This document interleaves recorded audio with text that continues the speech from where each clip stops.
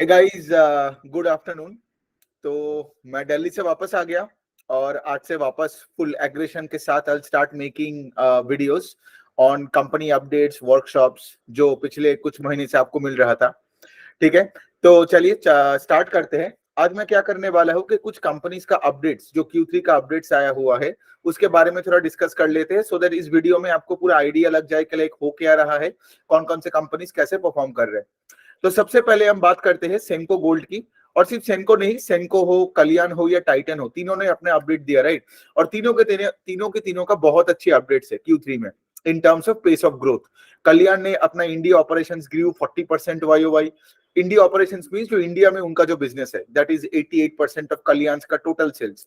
फिर अगर आप देखोगे टाइटन का, on such a big base they are still growing at 22%।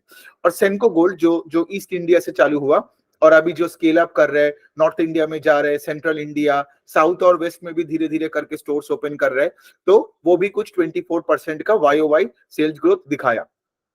तो अभी ज्वेलरी स्पेस में बहुत अच्छा टेलविंड चल रहा है। आप ये देखोगे बहुत सारे रीजन के वजह से, because of GST, because of unorganised से ऑर्गेनाइज स्पेस में सब आ रहे हैं।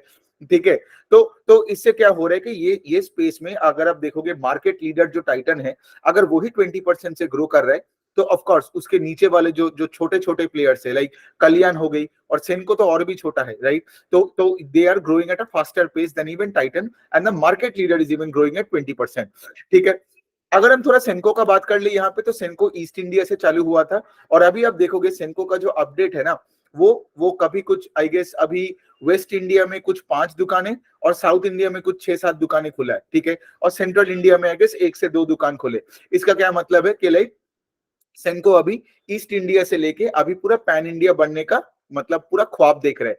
और ऐसे स्टॉक्स ही तो लॉन्ग टर्म में पैसा बनाने का प्रोबेबिलिटी रखता है ना, जो कि से फॉर एग्जांपल एक पर्टिकुलर रीजन से चालू होता है और पैन इंडिया बनता है। जैसे आप अगर टाइटन को भी देखोगे, टाइटन भी एक टाइम पे वही आपका वो मैंगलोर और वही साउथ इंडियन के उस जगह से, तमिलनाडु के एरिया से चालू हुआ था तनिष्क, और वहां से पूरा पैन इंडिया बन गया।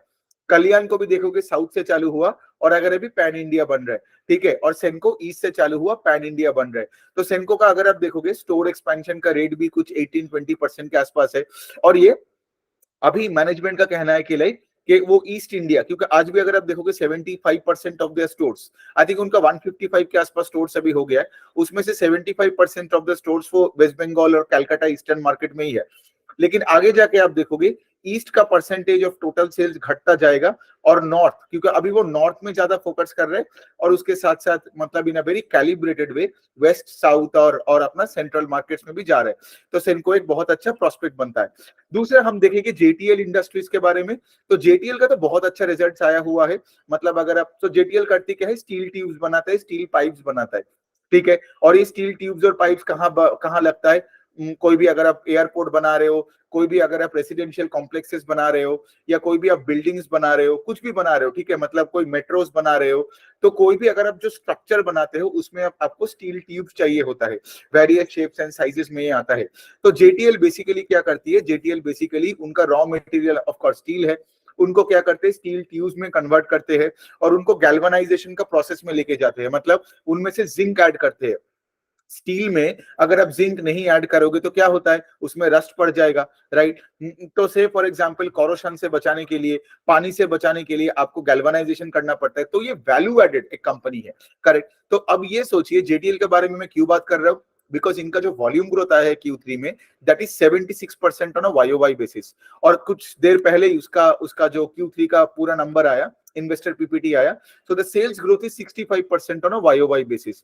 तो अभी आप बोलोगे वॉल्यूम ग्रोथ से सेल्स ग्रोथ क्यों कम है, इसके वजह से क्या है, द रीजन यही है कि लाइक इनका प्रोडक्ट मिक्स का जो चेंज हुआ है वो थोड़ा अनफेवरेबल हुआ है। अब सोचिए, दो टाइप का स्टील ट्यूब बना सकते हो, एक होता है galvanised high value products, right, और दूसरा है कि एक non galvanised low value products.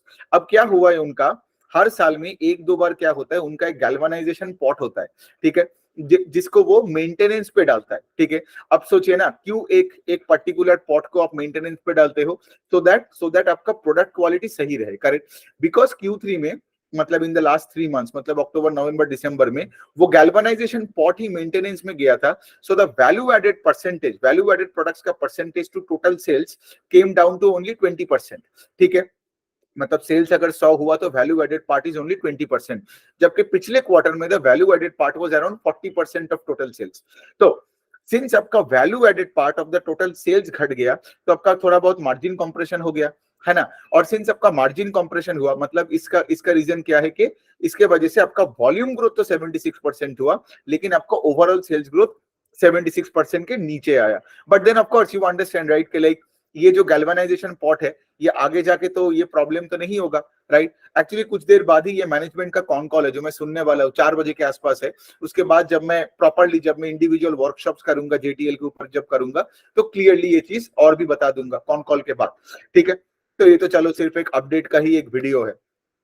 तो ये हो गया जेटीएल। तीसरा जो अच्छी कंपनी जो मुझे लगा कि लाइक उनका अपडेट्स बहुत ही अच्छा है, एंड जो कंपनी आज आप देखोगे प्रीमियमाइजेशन का जो ट्रेंड चल रहा है हमारे देश में, राइट, उसका एक लीडर है, वो है कि आपका फिनिक्स मीट्स, ठीक है। मतलब ये जो फिनिक्स का जो मॉल्स है, अब देखोगे उनका कंजम्पशन ग्रू 24% YOY।